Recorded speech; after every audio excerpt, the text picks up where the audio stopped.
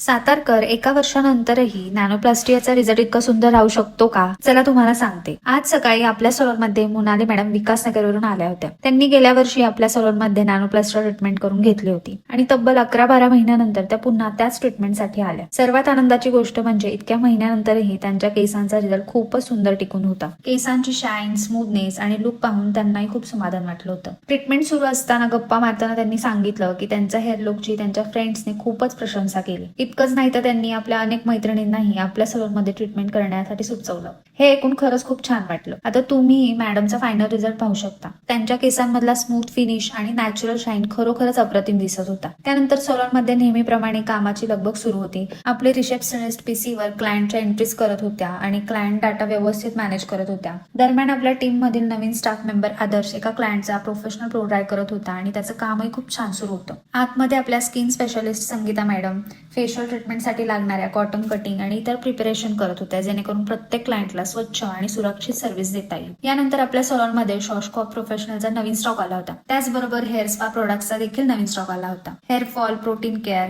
नॅनोप्लास्टी after care, shine आणि hair repair साठी लागणारे विविध प्रोफेशनल प्रोडक्ट्स आता उपलब्ध आहेत. शेवटी मी आपल्या स्टाफला प्रत्येक प्रोडक्ट बद्दल सविस्तर माहिती दिली. कोणता प्रोडक्ट कोणत्या हेअर प्रॉब्लेम साठी वापरायचा, त्याचे फायदे काय आहेत आणि क्लायंटच्या हेअर टाईप नुसार योग्य प्रोडक्ट कसा निवडायचा याचं मार्गदर्शन केलं. अशाच हेअर रिलेटेड डेली ब्लॉग साठी आपल्या पेजला नक्की फॉलो करा. थँक्यू.